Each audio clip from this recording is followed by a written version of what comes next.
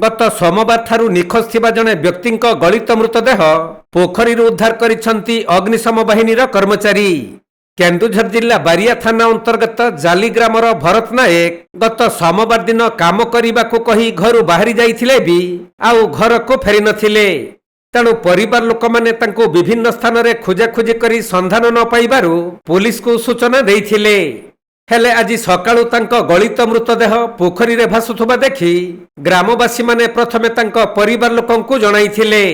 परे एने बारिया पुलिस को खबर दिया जिबारु पुलिस और अग्निशम बाहिनी आसी पोखरी भितरु भरतंको गलित मृतदेह को उद्धार करिसंती। तबे भरत पोखरी रे बुड़ी मृत्युवरण करिसंती कि अन्य कौनसी कारणरु तांकर मृत्यु होईछि से नै पुलिस आरंभ करिछि तदंत।